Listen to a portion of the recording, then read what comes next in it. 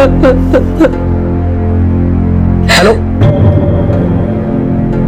हाँ हेलो, आकाश तुम्हारे घर आया क्या? नहीं, अगर वो तुम्हारे घर आता तो प्लीज मुझे फोन कर। हाँ हाँ हाँ, प्लीज प्लीज प्लीज, जी जी जी।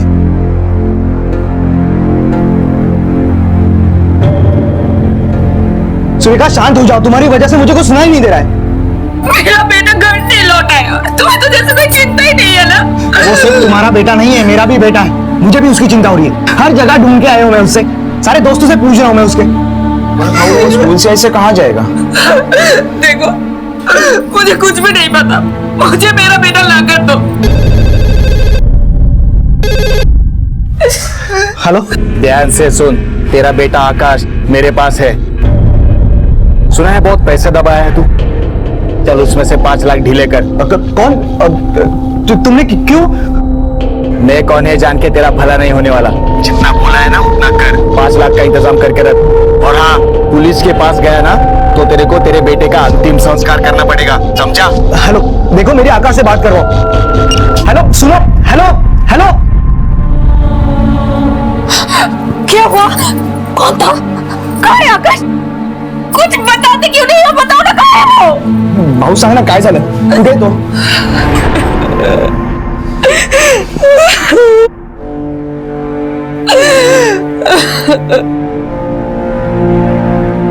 मुझे लगता है हमें पुलिस को इन्फॉर्म करना चाहिए।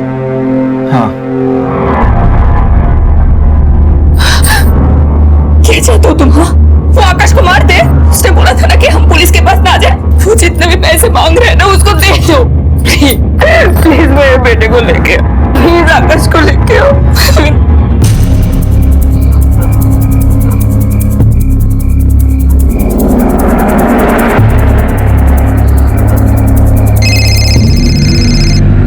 हेलो हेलो, मैं पहुंच गया हूँ यहाँ पे। तेरे सामने वो बड़े वाला मिट्टी का ढेर दिख रहा है, हाँ, वहां पे जाके पैसे रख। मैंने बैग रख दिए। मेरा बेटा कहाँ है? तेरे राइट साइड में बड़े बड़े पाइप दिख रहे हैं,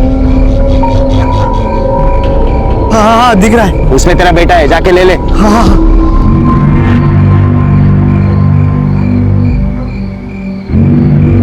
आकाश, आकाश, आकाश, आकाश।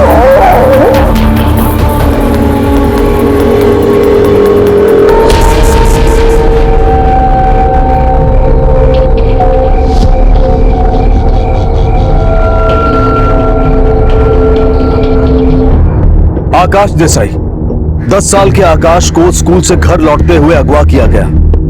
क्यों किया गया था उसे किडनैप? पैसों के लिए, या फिर किसी निजी दुश्मनी का बदला लेने के लिए, या फिर इसके पीछे कुछ ऐसे लोग थे जो बच्चों को अगवा कर उन्हें बेचते? जब भी ऐसी घटना घटती है तो पहले पुलिस को इत्तला करना जरूरी होता, लेकिन यहां पर ऐसा नहीं हुआ। क्यों? देखो, शादी की खुशी में दिन ब दिन निखरता ही जा रहा है। आई, देखना काकी मुझे छेड़ने का मौका ही नहीं छोड़ रही है। अरे छेड़ कहाँ रही हूँ, मैं तो ये कह रही हूँ शादी की खुशी में फूल गया है, अब वही आके तुम्हारी सारी हवा निकालेंगे। काकी आप भी ना, चलो।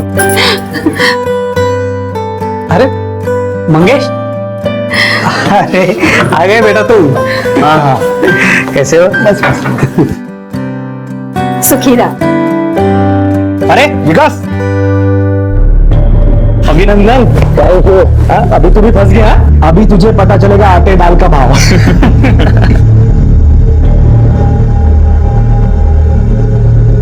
अरे सुरेखा, तुम यहाँ क्यों खड़ी हो बेटा? आओ अंदर आओ, मैं तुम्हें तुम्हारा कमरा दिखाती हूँ। चलो। आओ, तुम भी फ्रेश हो। हाँ, आता हूँ। हाँ,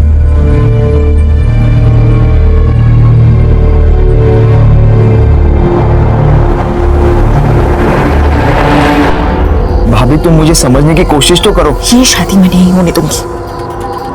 तुम्हारा और मेरा वो वाला वीडियो अभी तक मेरे पास है, देखना है? ये देखो, देखो। तुम मुझे ब्लैकमेल कर रही हो? तो तुम क्या कर रहे हो मेरे साथ? विकास, तुमने अगर ये शादी नहीं तोड़ी ना तो मैं सबको तुम्हारे और मेरे बारे में बता दूंगी, याद रखना।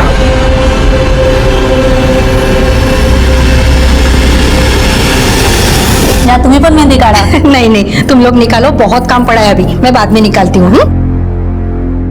बाबा बाबा मुझे आइसक्रीम चाहिए। नहीं, आइसक्रीम खाने से सर्दी होती, नहीं मिलेगा आइसक्रीम। बाबा चाहिए। मैं देखता हूँ। नमस्कार काका। आइए आइए आइए।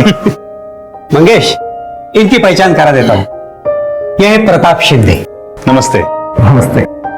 और ये उनकी बहन शिल्पा, हमारी होने वाली बहू। और ये उनकी मिसेस सुरेखा। वो हम विकास के लिए नए जूते लाए थे, उसकी ट्रायल करवानी थी ना, इसलिए आए हम लोग। या विकास की याद आ गई इसलिए जूतों का बहाना बनाया। अरे क्या। चलो मैं तुझे उसके रूम में लेके चलती हूँ। चलो बैठिए बैठिए बैठिए बैठिए। आओ। जा।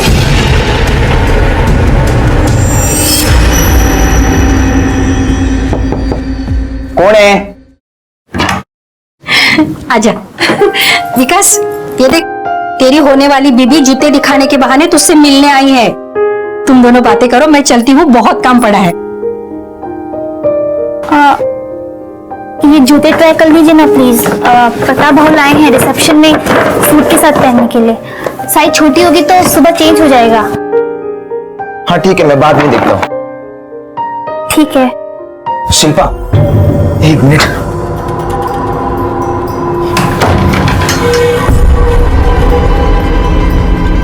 शिल्पा, मुझे तुमसे कुछ जरूरी बात करनी है।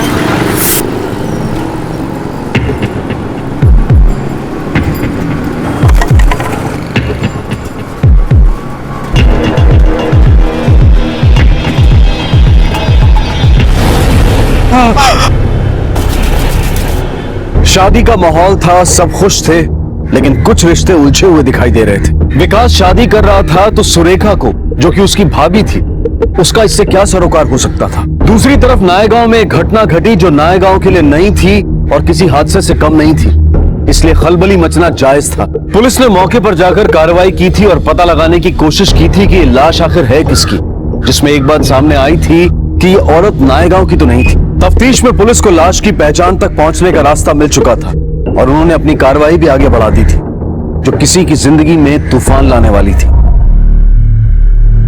मंगेश बेटा, अरे कहाँ हो तुम दोनों? सुरेखा कहाँ गई? गुरुजी तुम दोनों को बुला रहे, रस्म का टाइम हो रहा है। काकी, मुझे क्या पता कहाँ है, कहाँ जाती है, क्या करती है, कुछ बताती नहीं है। अरे ऐसे क्या बोल रहे हो तुम?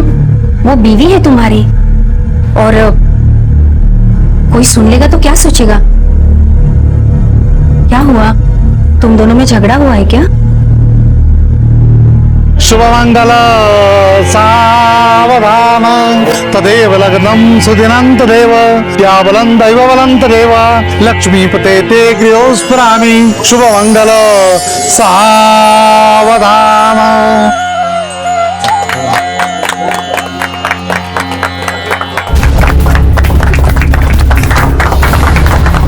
आप में से मंगेश देसाई कौन है?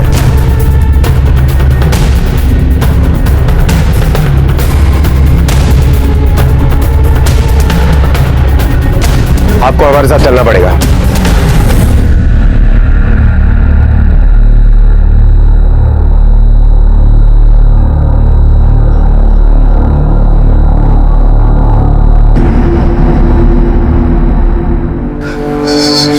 सुरेखा,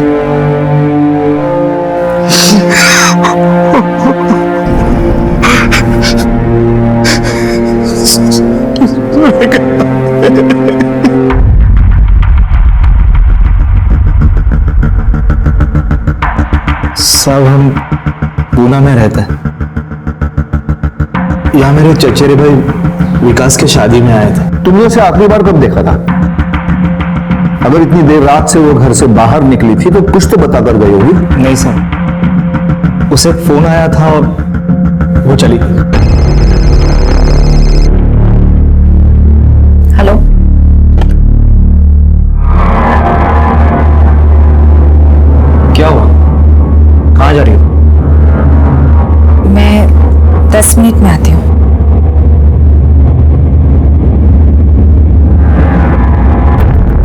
बात तक तुमने ये जानना जरूरी नहीं समझा कि तुम्हारी बीवी घर पे आई है या नहीं? साहब शादी का घर है, कई सारे मेहमान हैं, मुझे लगा वापस आकर किसी काम में उलझ गई होगी। उसके यहाँ पर किसी के साथ जान पहचान थी? हो सकता है उसे मिलने के लिए निकली हो। हम यहाँ नायगांव में किसी को नहीं जानते, बस मेरे काका का घर है जिनके यहाँ ये शादी है, और वो सोलापुर से थी। सर उसका मेरे अलावा किसी से कोई लेना देना नहीं है। तुम्हारी बीवी एक दूसरे शहर में, जहां तुम्हारे परिवार के अलावा वो किसी को जानती तक नहीं है, देर रात घर से निकलती है किसी को मिलने के लिए, और तुम ये जानने की कोशिश भी नहीं करते कि वो किससे मिलने जा रही है, घर वापस आई है या नहीं आई है। अब तुम अपने आप बोलोगे या हम बुलवाएं? साहब मेरा यकीन कीजिए साहब, वैसे भी हम दोनों में ज्यादा बातें नहीं होती थी। क्यों? वो मुझसे तलाक लेना चाहती थी। मैं तुमसे छुटकारा चाहती हूँ। क्यों तुम बसे बसाए घर को तोड़ना चाहती हो? क्या ये बसा बसाया घर है? ये वो घर है जहाँ दो लोग बेवजह रहते हैं, जिनको अगर महीनों में एक दूसरे की शक्ल ना दिखे ना तो कोई प्रॉब्लम नहीं है। मैं तुम्हारे साथ नहीं रह सकती, तुम बस नाम के प्रति रह गए हो। तुमने कभी सोचा है कि आकाश पर क्या बीतेगी? आकाश को तुम अपने साथ रख लो, मुझे नहीं चाहिए वो।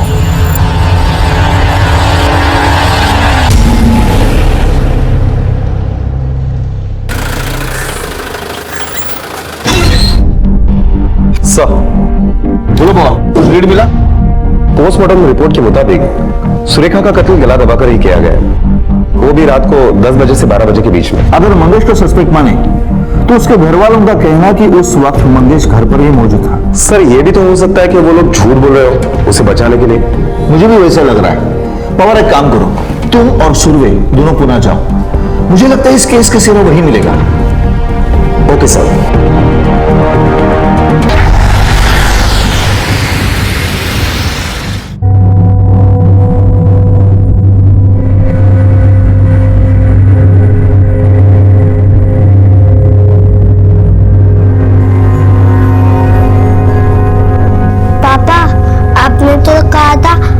बाहर गई है, अभी आ जाएगी। बोलो ना पापा, कहाँ है? बोलो ना, चुप क्यों? बोलो ना। मर गई तेरी आई, छोड़ के चली गई है तुझे, अभी कभी नहीं आएगी। देख आज से मैं ही तेरी आई हूं और मैं ही तेरा बाबा, समझा? अब जाके सो जा, चल सो जा।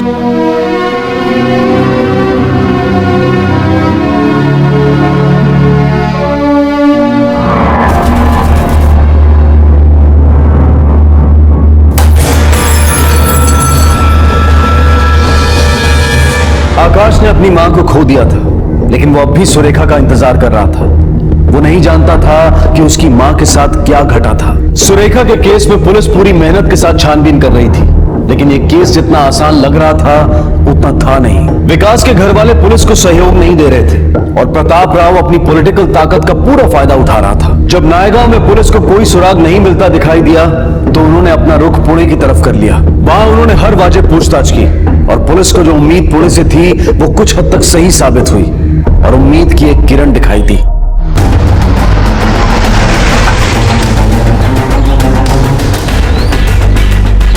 मंगेश तो बहुत अच्छा है साहब, अपने काम से काम रखता है, पर पता नहीं उसकी पत्नी के साथ क्यों बनती नहीं थी। साहब पहले तो सब ठीक था, पर धीरे धीरे उनके घर से झगड़े की आवाज बहुत आने लगी। कभी कुछ पता चला कि उन दोनों में झगड़ा क्यों होता था? झगड़े की वजह क्या थी?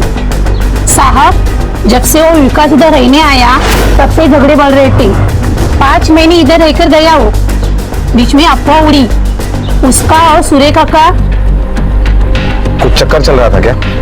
हाँ साहब, हम दारू पीने बैठे थे तब उसने खुद बताया रहा है साहब। वो लोग बकवास कर रहे, कुछ भी बातें बना रहे। मेरा और भाभी जी का कोई चक्कर नहीं था, मैं सिर्फ उनके घर में रहता था। मुझे लग रहा है मेरी यही गलती हुई। और एक गलती भूल रहे हो, शबनम बार जाने की गलती, और तुम्हारे दोस्त शंकर के सामने तुम्हारे और भाभी के रिश्ते के बारे में कबूली देने की गलती। बहुत बड़ी गलती हो गई यार मेरी। मेरे को लगता था मैं जितना दिन उधर हूं उतना दिन ऐश कर लूं, मजा कर लूं। वैसे भी उसको बाल बच्चे है, परिवार है, कुछ टेंशन ही नहीं ना। लेकिन मेरे ही गले में पड़ गई वो। मैं जो बोल रहा हूँ वो कर। तू इधर से निकल, नायगांव जाओ, शादी कर। अरे उसके पास सिर्फ धमकी नहीं है, उसके पास और कुछ भी है। हमारा वीडियो है, वीडियो। एक ही बिस्तर पे हम दोनों। अरे यार नहीं हो सकता यार। तेरे दोस्त शंकर ने आधी कहानी सुनाई है, अब आधी कहानी तू सुनाएगा। जल्दी से सुना, वरना ये पवार का हाथ बहुत चलता है। वो मेरा और भाभी का चक्कर था साहब, लेकिन मैंने शुरुआत ना की ना जबरदस्ती की साहब। ये सब उसने शुरू किया था। मैं सिर्फ नौकरी की वजह से पुणे गया था और उसी वजह से उनके घर में रहता था।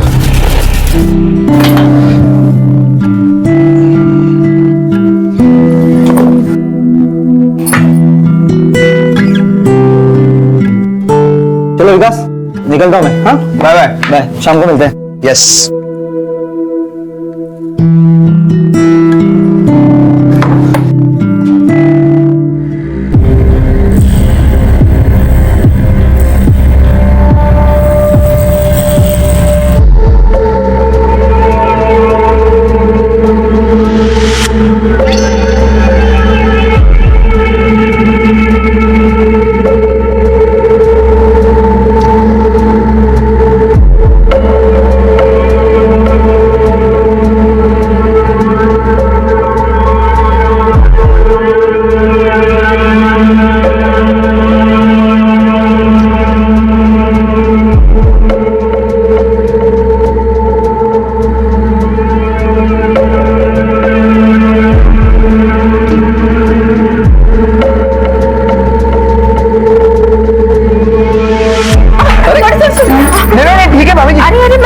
मैं करता हूँ साहब। भाभी जी ठीक है, मैं करता हूँ साहब।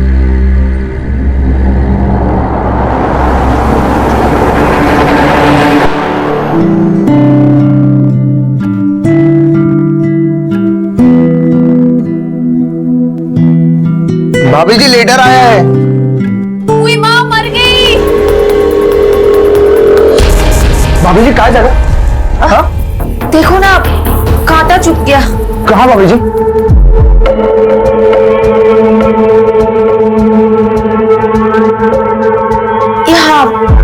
यहाँ छुपा है।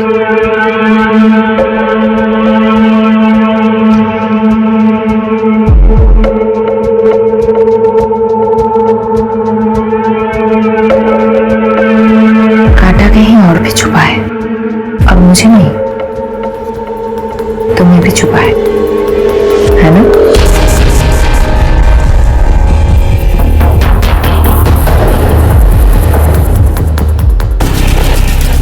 विकास।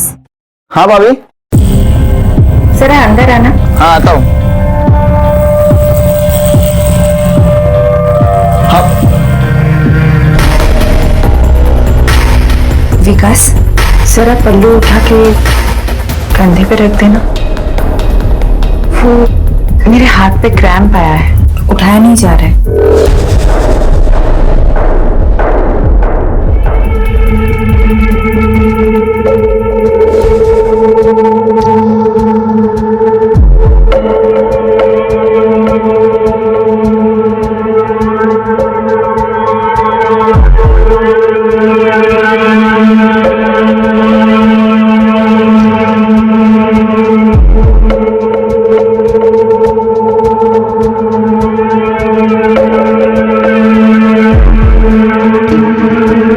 साहब ये सब उसकी मर्जी से हुआ था, बल्कि उसकी वजह से हुआ था। वो मुझ पे ही दबाव डालने लगी।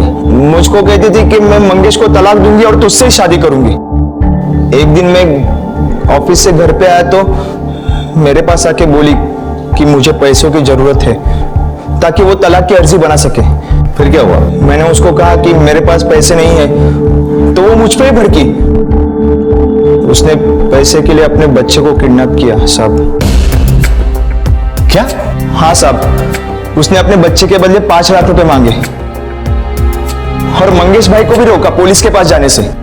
बेचारे मंगेश भाई ने अपने बच्चे को छुड़वाने के लिए उस किडनैपर को 5 लाख रुपए दिए। वो किडनैपर तू था? नहीं साहब, मुझे तो तब पता चला जब भाभी ने मुझे मिलने बुलाया था। मुझे यहाँ क्यों बुलाया?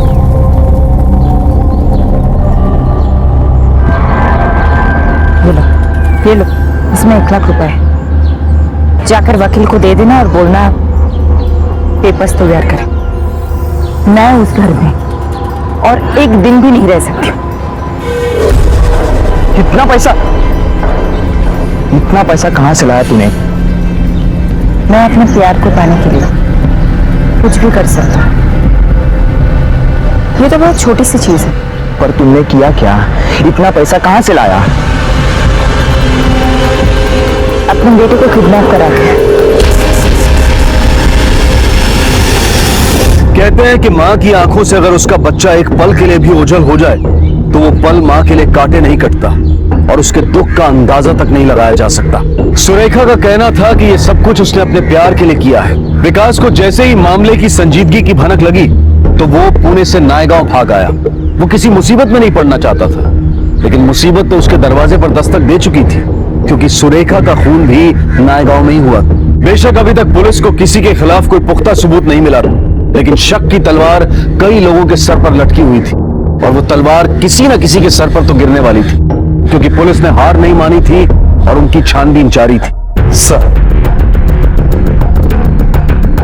ये देखिए, सुरेखा का कत्ल जहां पर हुआ वहां की दुकान से ये सीसीटीवी फुटेज मिले। सर वो रिक्शा से उतरा और लैंप पोस्ट के पीछे जाकर छुप गया। वो किसी को ढूंढ रहा है सर, शायद सुरेखा को ढूंढ रहा। लेकिन इस फुटेज में सुरेखा तो नहीं दिख रही है। सर ये मर्डर की रात 10:15 बजे के फुटेज है और अगर मंगेश यहां पर था तो इसका मतलब है उसके घर वाले झूठ बोल रहे हैं।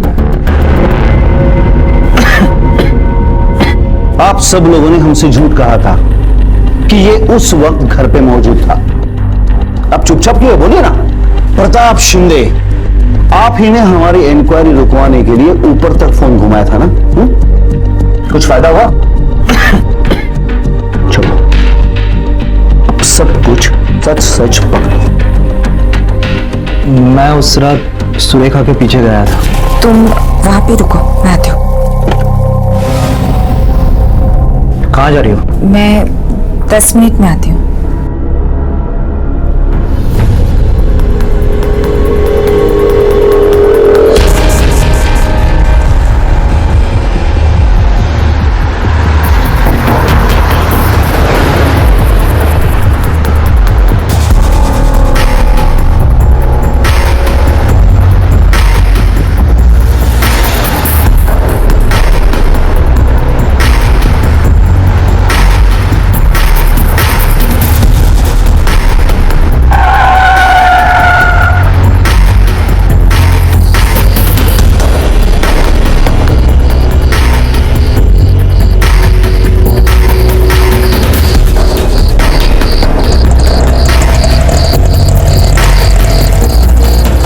मैंने उसे नहीं मारा सर, कभी ऐसा सोचा भी नहीं था। मैं बस ये जानना चाहता था कि वो कौन है जिसके लिए सुरेखा अपना बसा बसा घर तोड़ना चाहती थी। मैं उसे रंगे हाथ पकड़ना चाहता था। सर इस मंगेश की बातों पर यकीन नहीं किया जा सकता। हो सकता है वो झूठ बोल रहा हो, और अगर वो सच बोल रहा है तो सबसे पहला सस्पेक्ट वही बनता है। और मंगेश से भी पहला शक उस आदमी पर जाता है जिसने उस रात सुरेखा को फोन करके बाहर मिलने के लिए बुलाया। उस आदमी के बारे में कुछ इन्फॉर्मेशन मिली? सर सुरेखा का कत्ल जिस दिन हुआ उस दिन से उसका मोबाइल गायब है और उसको सबसे लास्ट कॉल है किसी से आया था। मैंने पता किया। सब फोन करने तो दिन भर कई लोग आते हैं और रात को भी कई लोग आए थे। इसे मैं याद रखना मुश्किल है। लेकिन ऐसी कोई खास बात जो तुमने देखी हो या तुमने सुनी हो? करीबन रात को 10 बजे एक आदमी आया था जिसने अपना मुंह रुमाल से ढक दिया था और बहुत हंस भी रहा था। मंगेश सुरेखा की रिक्शा फॉलो कर रहा था। इसका मतलब उसके आगे वाले रिक्शा में सुरेखा होनी ही चाहिए। पुलिस स्टेशन पहुंचते सीसीटीवी फुटेज चेक करना, जूम करके रिक्शा वाले का नंबर मिल रहा है कि नहीं देखो। अगर मिल रहा है तो आरटीओ में उसके बारे में इंक्वायरी करो, रिक्शा वाले से बात करो, शायद हो सकता है वो हमें कुछ बताए। Okay sir. इस औरत को देखा है कहीं? हाँ सर, उसको कुछ दिन पहले मैंने गली नंबर 14 के एंड में छोड़ा है। कोई था उसके साथ या वो अकेली ही थी? वो अकेली के साथ, लेकिन जहाँ पर मैं उसे छोड़ा था वहाँ एक आदमी उससे मिलने आया था।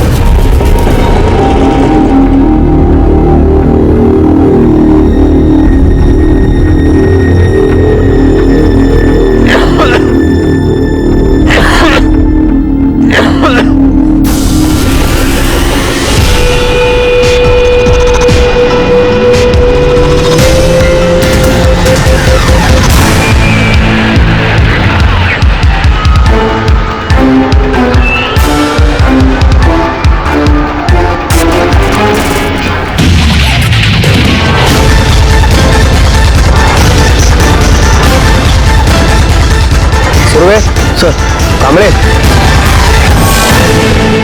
जूतों के निशान। एक काम करो और अच्छी तरह से ढूंढो, देखो कहीं कुछ मिलता है क्या। सर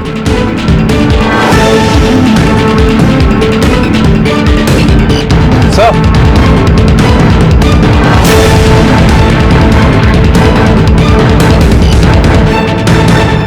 टूटी हुई चूड़ियां, जरूर कुछ ना कुछ तो हुआ है।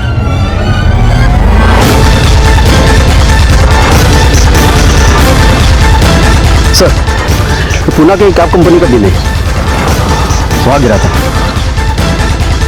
पुणे कैब कंपनी, कोथरूड, और तारीख भी वही है जिस दिन सुरेखा का कत्ल हुआ। ड्राइवर संदीप सोनावणे। ये बिल तुम्हारे टैक्सी कंपनी का है? जी साहब, ये बिल हमारा ही है। अच्छा, इस डेट को तुम्हारी टैक्सी संदीप सोनावणे के पास थी? जी साहब। उसका एड्रेस है ना?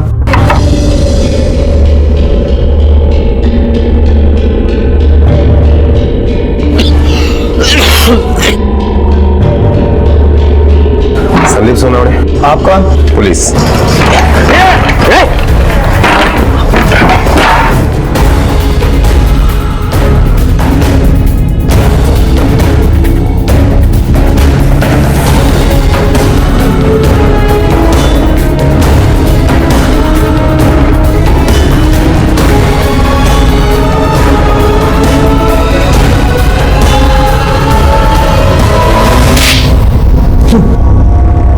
तूने ही बस स्टैंड के पीसीओ से सुरेखा को फोन किया था ना, और वो तुझे मिलने भी आई थी, ये तो हमें पता है। अब आगे का सब कुछ सच सच बता दिया, झूठ बोलेगा ना हड्डियां तोड़ दूंगा। हाँ साहब, मैंने ही सुरेखा को फोन किया था साहब। मुझे पैसे की बहुत जरूरत थी और वही लेने में गया था। तो वो तुझे पैसा क्यों देने वाली थी? साहब मेरी रिक्शा थी और मैं बच्चों को स्कूल छोड़ने का काम करता था साहब। एक दिन किराए का पैसा लेने में देसाई के घर गया था।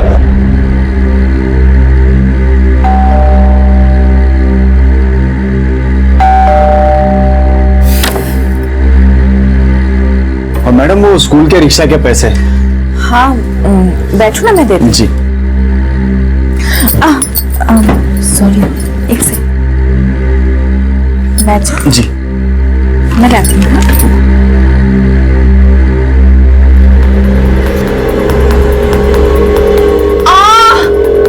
मैडम जी, आप ठीक तो है? मर गई, जल्दी आओ। मैडम, क्या हुआ मैडम? देखो ना, कांटा चुभ गया। कहाँ? दिखाइए।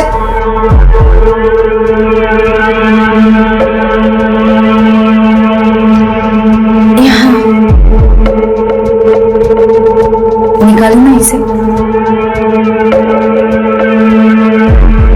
साहब, उस औरत ने मुझे कब लपेटे में लिया मुझे ही नहीं पता चला साहब। साहब, उसके बाद फिर उसका पति जब ऑफिस जाता था तब हम रोज मिलने लगे। संदीप, मैं मंगेश को तलाक देना चाहती हूँ। क्यों? अरे, उसको मैं तलाक नहीं दूंगी तो मैं तो उससे शादी कैसे करूंगी? साहब, वो औरत शादी के लिए मेरे पीछे ही पड़ी थी साहब। मैं बहुत डर गया था। मैंने बच्चों को स्कूल छोड़ने का काम भी छोड़ दिया था साहब। उसके बाद मैं एक टैक्सी कंपनी में नौकरी को लगा और साहब 3-4 महीने तक तो उसकी कुछ खबर भी नहीं थी। और साहब, मैंने सुना था कि उसका उसके देवर के साथ चक्कर चल रहा है। और साहब, फिर मैं बिंदास हो गया और एक दिन अचानक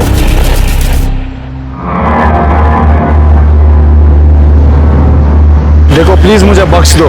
देखो, मैं यहाँ तुमसे ये कहने के लिए नहीं आई मुझसे शादी कर।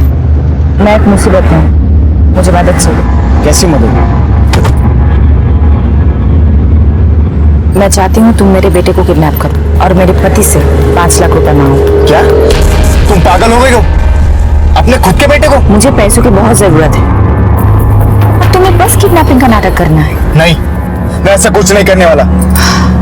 तुमको पता है, मुझे तुम्हारे घर का पता मिल गया है।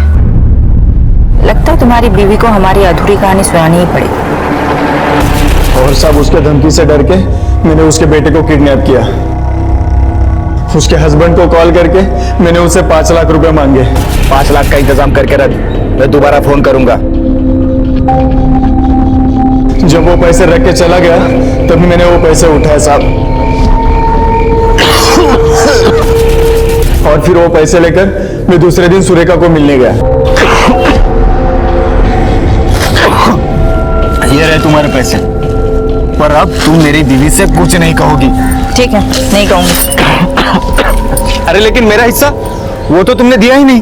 तुम्हारा कैसा हिस्सा? ये जो सब मैंने तुम्हारे लिए किया वो तुमने मेरे लिए कुछ भी नहीं किया है। जो भी किया है अपने लिए किया है।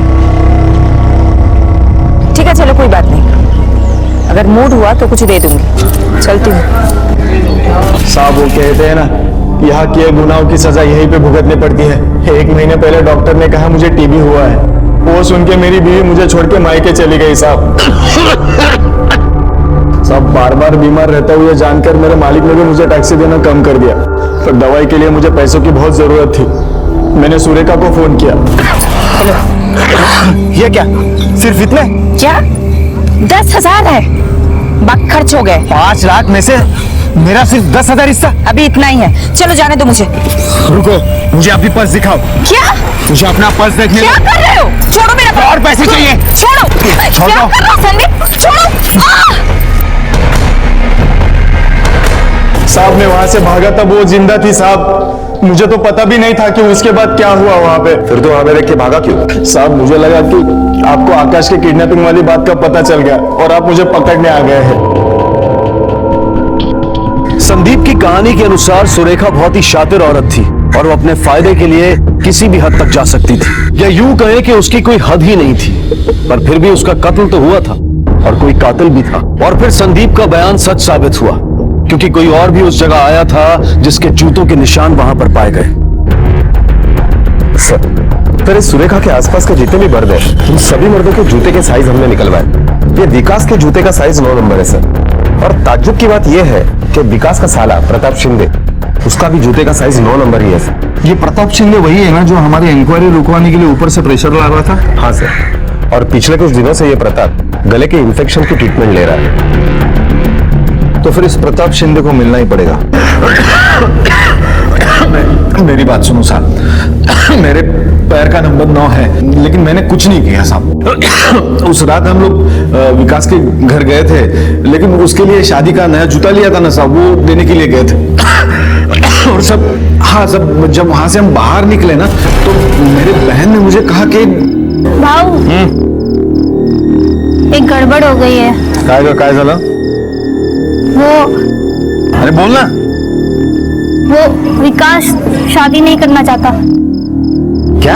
उसका दिमाग खराब है क्या? क्या हुआ क्या है? इससे पहले उसका चक्कर था। हाँ, लेकिन इससे पहले था ना। अभी कुछ नहीं है ना? तो फिर नहीं, लेकिन वो उसे धमकी दे रही है। अरे कौन वो?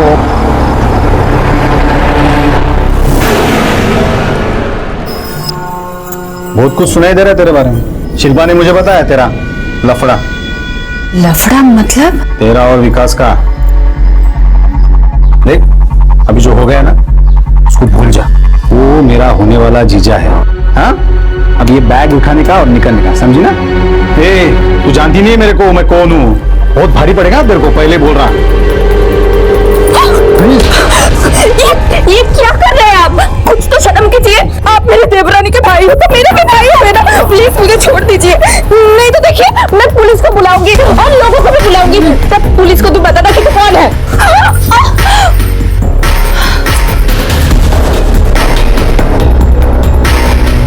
सुन, जल्दी जल्दी यहाँ से निकल जा, नहीं तो तू उधर जेल में रहेगा और मैं ना यहाँ तेरे होने वाले जीजा से शादी रचाऊंगी और तू शामिल भी नहीं हो पाएगा। चल निकल। साहब बहुत डेंजर औरत थी साहब। मैं तो साहब बस अपने बहन के लिए उसको समझाने गया था वहां पे। और दूसरी बात साहब, मैं कभी जूते पहनता ही नहीं हूं, मैं तो चप्पल ही पहनता हूं। सच कहता हूं साहब, मैंने कुछ सर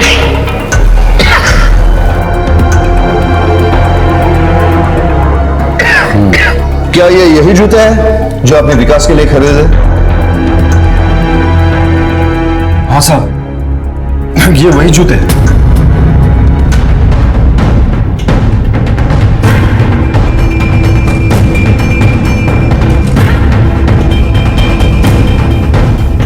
ये जूते जो तूने शादी में पहने थे कहाँ है? ये तो मैंने फेंक दिए। क्यों? जूते फेंकना क्या गुनाह है क्या?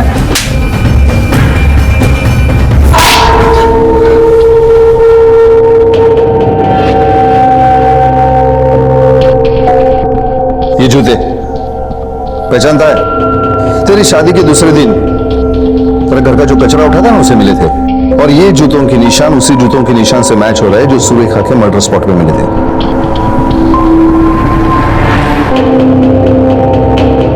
अब सच सच बता दे, उन्हें बहुत मार खाए। भाभी मुझे बोलती थी कि शादी तोड़ नहीं तो मैं अपना वीडियो सबको दिखाऊंगी। मैं बहुत डर गया था, बहुत परेशान था मैं। तभी मैंने उसको कहीं जाते देखा।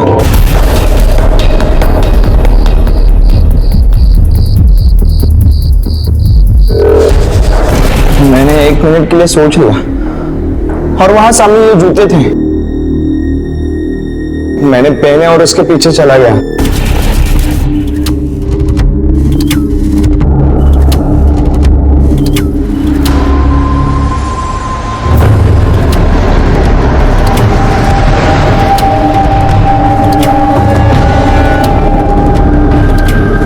रिक्शा चलो जल्दी चलो, काका उसकी रिक्शा दो।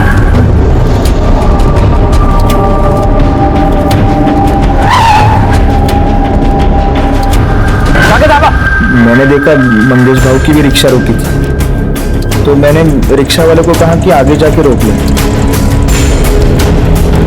रुको रुको रुको, बस बस बस चलो। मैं पैसे देकर उतरा, तब तक भाभी गायब थी।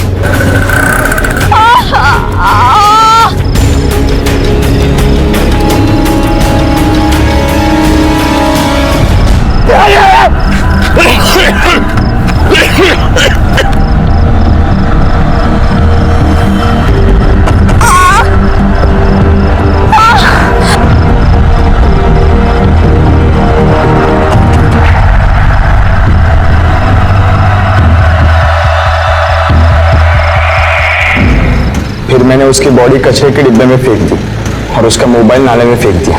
फिर मैं घर आया और शादी के दिन पुलिस को देखा तो मैं बहुत डर गया और डर के ये जूते मैंने कचरे के डिब्बे में फेंक दिए। पर तुझे ऐसा लगा कि तू पकड़ा नहीं जाएगा, लेकिन एक बात ध्यान रखना, जुर्म होने से पहले दस्तक भी देता है और होने के बाद अपने निशान भी छोड़ता है।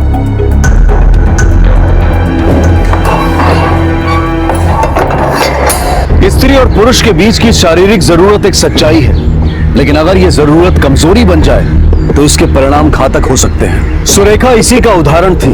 उसने अपनी काम इच्छा के सामने अपने घुटने टेक दिए, जिसकी वजह से उसकी जान भी गई। विकास और संदीप भी मौके का फायदा उठाने के लालच में सलाखों के पीछे पहुंच गए।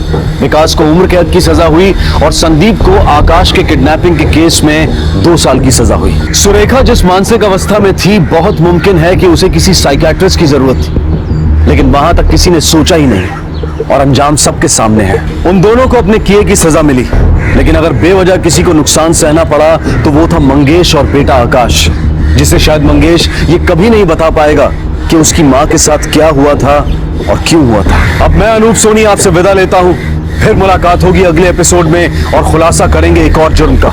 तब तक अपना और अपने परिवार का ख्याल रखें और देखते रहें क्राइम पेट्रोल डायल 100। सबक एक को, सीख हम सबको। जय।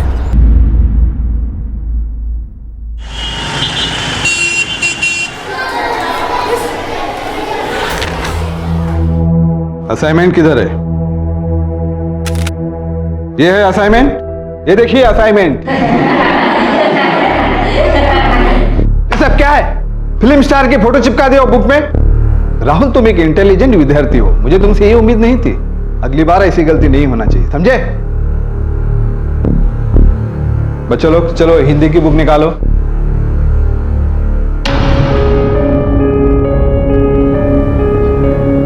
राहुल, तुम एक इंटेलिजेंट विद्यार्थी हो, मुझे तुमसे ये उम्मीद नहीं थी।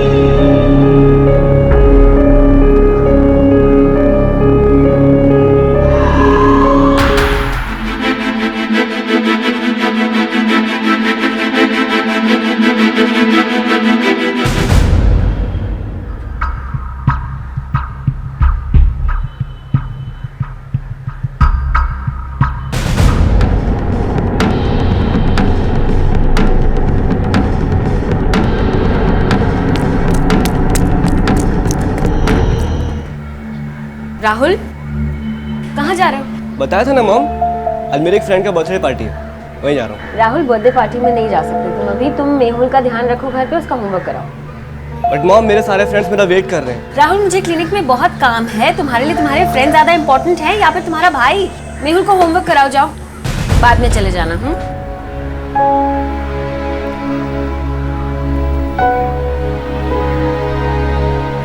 जल्दी कर लेना यार। यार मुझे जाना है, प्लीज जल्दी कर ले। देखा तूने क्या करा अब तक?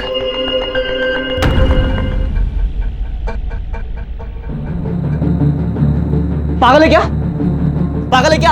हाँ, पागल समझाए मुझे? तुझे 2 घंटे से बैठ के पढ़ा रहा हूं और तू लेके ना खींच रहा है।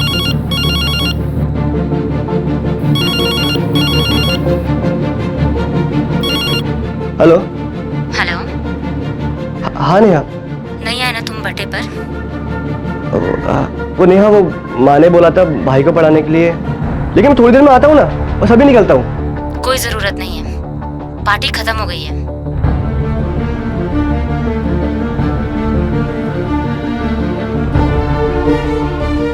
नेहा, नेहा चुप रहो। प्लीज यार नेहा, समझा करो। माँ ने कहा था भाई को पढ़ाने के लिए, मैं माँ को ना नहीं बोल सकता। अच्छा, तो मत करो ना, जाओ और अपने पागल भाई को संभालो। अरे नेहा, इट्स ओवर। चल यार राहुल, नेहा मान जाएगी। नहीं यार, नेहा ने बिल्कुल ठीक कहा। मेहुल की वजह से मेरी लाइफ पूरी बोरिंग हो गई है। काश वो होता नहीं तो अच्छा रहता। दिल करता है वो मर जाए, और कभी कभी तो इतना गुस्सा आता है कि मैं ही उसे मार डालूं। तो क्या कह रहा है राहुल?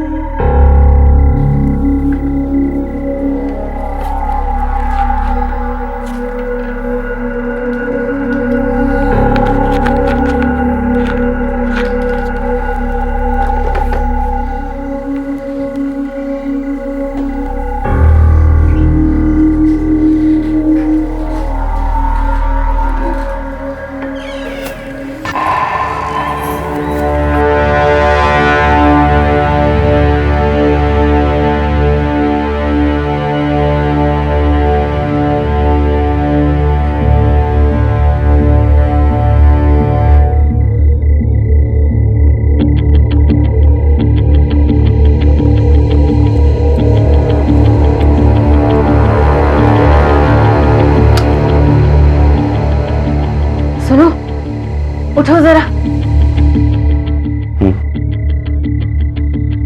क्या? बच्चे अपने कमरे में नहीं है। तो हॉल में सो रहे होंगे? मैंने हर जगह छान मारा, बच्चे कहीं नहीं है। सब जगह देख लिए? हाँ, जरा उठो, देखो तो।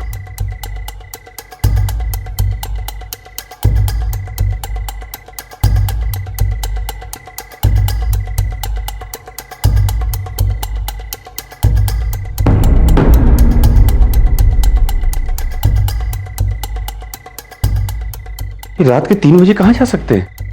पता नहीं।